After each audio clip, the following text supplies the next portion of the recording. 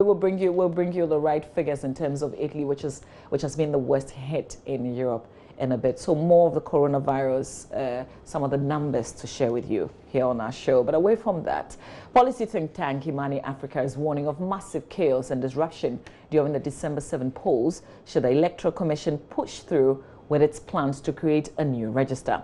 Imani argues that the introduction of a new biometric system anywhere in the world creates massive problems, indicating the 2012 elections recorded 35% failure due to the introduction of the biometric system. Vice President of Imani Africa, Bryce Simmons, insists procuring new biometric voter management systems for the 2020 polls would affect the integrity of the election. He is also challenging the Electoral Commission's claim that the cost of procuring new BVMS would be cheaper than refurbishing the existing kits. He spoke at a press conference Tuesday. The argument that the system is so old that if you try and refresh it, it will cost more is not true. In fact, if you try to refresh the existing system, you try and refurbish it, buy a few new ones, and take out only the ones that are truly broken, you will not spend more than $15 million. And if you tried and did a registration of only those who have turned 18, you will not spend more than $20 million. Why? It is very simple. You will register about 2 million new people. Anybody who will try and convince you that it doesn't cost more doesn't have any regard for the truth. End of story.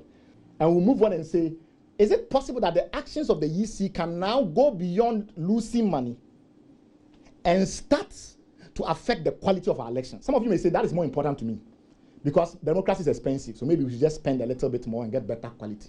In addition to cost, there's also risk, and particularly the risk that because of their actions, the elections you are going to have, not this year, secondly, the year after, may be far less quality and stable than what you've had before. It's the risk factor of newness, new things. New things tend to be more problematic. What do I mean by that? The existing system that we've had it for long enough that we've learned to use it very well. If you go and buy a new system and you don't install and implement it properly, you can create more problems. So our argument is that the risk of the new platform, re-registering everybody, is far more than using a system that has delivered so many elections since 2012.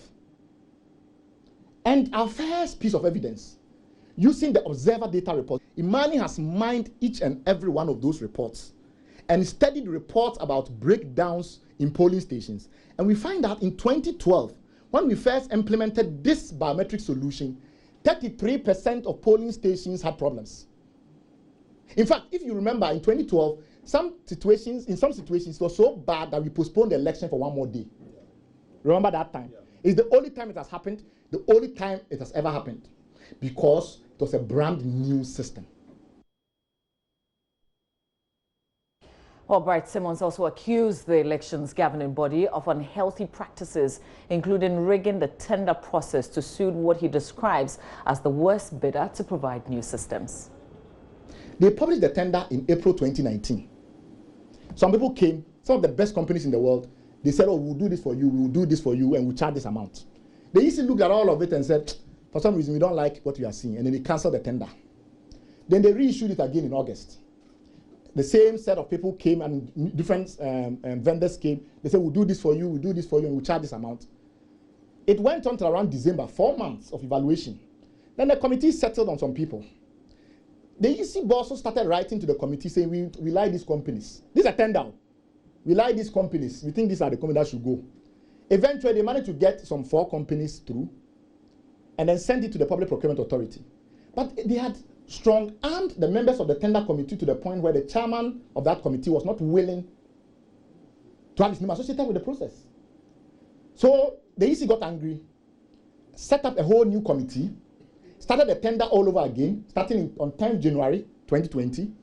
On 13th January, they met to establish their term of reference. On 17th, they invited the companies to come back.